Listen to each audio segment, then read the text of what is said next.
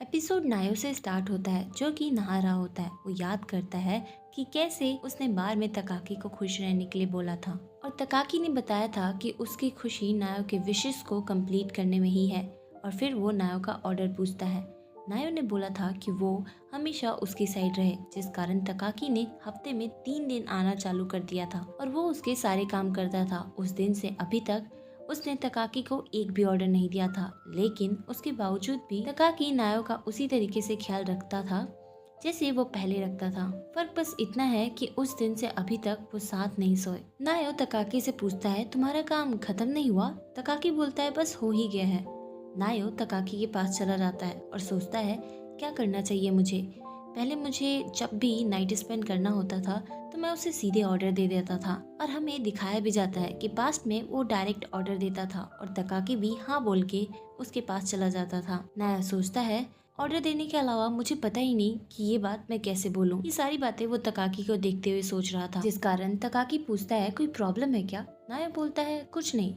पर तकाकी दोबारा पूछता है तो नायो बियर बोलकर लेने चला जाता है और फिर सोफे पे बैठ जाता है। तकाकी बोलता है, एक बार मैं ये क्लीनिंग का काम कर लूं, उसके बाद मैं तुम्हारे बालों को ड्राई कर दूंगा। नायो बोलता है, नहीं मैं कर लूंगा। तकाकी को नायो बहुत क्यूट लगता है। वो सोचता है नायो पहले ही बहुत क्यूट था। वो भी वही बात याद करता है जो नायो ने याद किया था और बोलता है, अभी तो वो और ज्यादा क्यूट लग रहा है।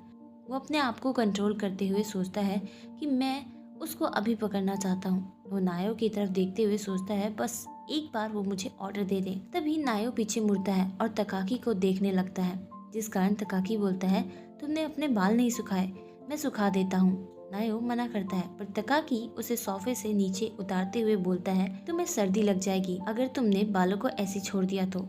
फिर वो उसके बालों को सुखाने लग जाता है। बालों को सुखाने के लिए वो नायो के बालों को आगे से पीछे कर रहा होता है, जिस कारण अनजाने में ही तकाकी की उंगलियां नायो के चीक्स को टच कर रही थी, ईयर को टच कर रही थी। इनके कारण नायो कंट्रोल नहीं कर पा रहा था और उसकी प्रॉब्लम बढ़ रही थी। उसे उनके पुराने टाइम भी याद आते हैं। फाइनली वो पूछता है तकाकी से कि तुम्हारा मन कब करता है वो सब करने का? तकाकी बोलता है, जब भी तुम ऑर्डर दो मेरे लिए सब चलता है। ये सुन के नायो को लगता है कि उसका मन ही नहीं है। वो बोलता है, अगर तुम्हारा मन नहीं है तो कोई बात नहीं। नायो को ऐसे मुंह फुलाते हुए देखकर वो उसे अपने पास खींचता है और बोलता है, तुमने बातों को गलत समझ लिया है। वो एक्सप्लेन करता है, मैं तो हमेशा रेडी रहता हूँ, मुझे बस तुम्हारे ऑर्डर का इंतजार रहता है और जब भी मेरा मन करता है तुम उसी टाइम ऑर्डर दे देते हो और तुम्हारे लिए तो मैं हमेशा ही तैयार रहता हूँ। और हाँ, अगर तुमने मुझे बिना ऑर्डर के अपने आप को टच करने दिया तो बाद में तुम बहुत ज्यादा रिग्रेट करोगे इस बात के लिए। फिर वो वही स्कूल वाली बात को याद करते हुए सोचता है कि नायो का ऑर्डर मेरे लिए बेस्ट रिवॉर्ड होता था। स्कूल में नायो ने जब तकाकी को उसका पैर लिक करने के लिए कहा था तो वो उसके लिए रिवॉर्ड था और उसने लिक भी किया था। उसके ऐसा करने के बाद नायो पूछता है, अगर मैं तुम्हें किस करने का ऑर्डर दूंगा तो क्या तुम वो भी करोगे? तकाकी नायो के करीब जाता है बट वो किस करता उसके पहले ही सीन वापस प्रेजेंट में आ जाता है। तकाकी पूछता है, तुम्हारा ऑर्डर क्या है? नायो भी उसे ग्रीन सिग्नल दे देता है। वो दोनों स्टार्ट हो जाते हैं। सुबह नायो जब सोकर उठता है तो वो तकाकी को काम करते हुए देखता है। वो नोटिस करता है कि उसके कंप्यूटर पे कोतो कंस्ट्रक्शन का वेबसाइट खुला हुआ था। वो बोलता है, ये तो मेरे पेरेंट्स की कंपनी है ना? तकाकी बोलता है, हाँ, मैंने तुमको बोला था ना कि अगर तुम कंपनी वापस जाना चाहते हो या फिर उन्हें बर्बाद करना चाहते हो, ये सब उसी की तैयारी है। नायो बोलता है, मुझे नहीं लगा था कि तुमने इसके लिए प्लान भी बनाया होगा। फिर वो उठने की कोशिश करता है बट वो उठ नहीं पाता है। तकाकी उसके पास जाता है, उसका सर चेक करता है, फिर थर्मामीटर से चेक करके बोलता है, थोड़ा बुखार है, तुम्हें आज आराम करना चाहिए। फिर वो नायो को सुलाता है। नायो बोलता है, तुम क्या बोल रहे हो? मैं एक अनएम्प्लॉयड इंसान हूँ और मेरे लिए हर दिन डे ऑफ होता है। तकाकी नायो को बड़े प्यार से उसके सर पे हाथ रख के बोलता है, रेस्ट करो, मेरे को बच्चे जैसा क्यों ट्रीट कर रहे हो? उसके बाद तकाकी खाना बनाने चला जाता है।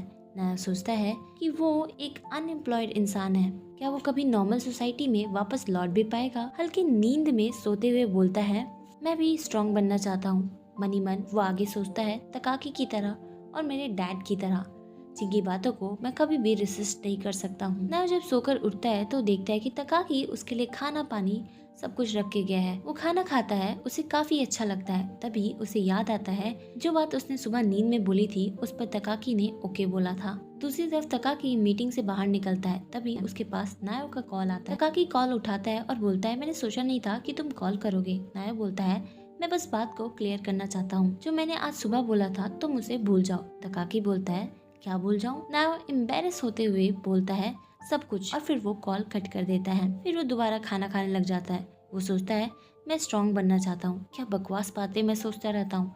मुझे बस अपने ऊपर ध्यान देना है, अपनी लर्निंग के ऊपर, और कैसे मैं अपने आप को सपोर्ट कर सकता हूँ। वो अपना फोन उठाता है, तभी सीन वहाँ से कट होता है और हम तकाकी को देखते हैं, जो कि गोतो कंस्ट्रक्शन की साइट को खोलकर बैठा हुआ था और सोचता है, 2 साल पहले जब नायो ने मुझे कॉल किया था ये बताने के लिए कि उसने सब कुछ खो दिया है। फिर हमें उसी दिन का सीन दिखाया जाता है। तकाकी नायो के घर भाग कर जाता है। नायो पूरे अंधेरे में बैठा हुआ होता है। वो तकाकी को उसका अपार्टमेंट बेचकर एक सस्ता और छोटा सा घर खरीदने के लिए बोलता है, वो भी जितनी जल्दी हो सके उतनी जल्दी। वो बोलता है, मुझे कोई भी जगह चलेगा, और अगर पैसे कम पड़े तो प्लीज तुम लगा देना। उसके बाद हमें कुछ दिन बाद का सीन दिखाया जाता है, जब नायो चीप स्टूडियो में शिफ्ट हो चुका होता है। तकाकी वहाँ जाता है और सोचता है घर वैसे ही फैला हुआ है जैसे 2 दिन पहले फैला था। तभी नायो उठता है। वो बोलता है, तुम आ गए? तकाकी बोलता है, तुम्हें कुछ खाना चाहिए, और वो बनाने के लिए जाने लग जाता है। नायो मना करता है और बोलता है, मैंने तुमको यहाँ पर मेरे साथ सोने के लिए बुलाया है, जाओ शावर ले लो। तकाकी ओके बोलता है और जाने लगता है। नेक्स्ट सीन में हम तकाकी और नायो को साथ में देखते हैं। जो भी कुछ नायो के साथ हुआ था उस कारण नायो रो रहा होता है। नायो को ऐसे देख के तकाकी को भी बिल्कुल अच्छा नहीं लगता, और ऐसा एक दिन नहीं हुआ था, ये बहुत बार हुआ था। तभी सीन वापस प्रेजेंट में आता है। तकाकी का असिस्टेंट आता है और बोलता है, प्रेसिडेंट कार रेडी है।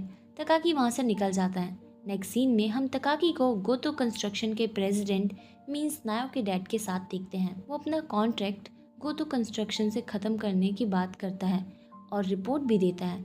नायो के डैड हंसते हैं। तकाकी बोलता है, वैसे भी मुझे पता चला है कि आप दूसरी कंपनियों का पता लगा रहे हैं पार्टनरशिप के लिए। नायो के डैड बोलते हैं, काफी जानकारी रखते हो तुम। वैसे तुम श्योर तो हो ना जो भी तुम कर रहे हो, क्योंकि तुम नए हो अभी, तुम्हारी कंपनी में पैसे आने बंद हो जाएंगे और तुम बर्बाद हो जाओगे कुछ टाइम में ही। तकाकी बोलता है, आपको इस बात की चिंता करने की जरूरत नहीं है, मैंने जो प्रपोजल दिया है आप बस उसके बारे में सोचिए। ये बोलकर वो वहाँ से निकल जाता है। तकाकी सोचता है, इन 2 सालों में नायो के बाल बढ़े हैं और धीरे धीरे उसके मन के घाव और शरीर के घाव भी ठीक हो गए हैं, बट मैं वो सब नहीं भूल सकता। उसने कैसे अपना अपार्टमेंट बेचने के लिए कहा था, वो रात को कैसे रोता था, वो सब मैं बिल्कुल नहीं भूल सकता हूँ, कुछ भी नहीं भूल सकता हूँ।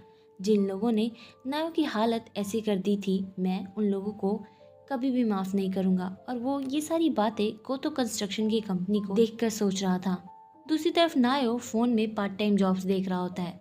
लास्ट में वो देखता है कि एक रेस्टोरेंट में पार्ट टाइमर की जरूरत है। इसी के साथ ये एपिसोड यहीं खत्म हो जाता है।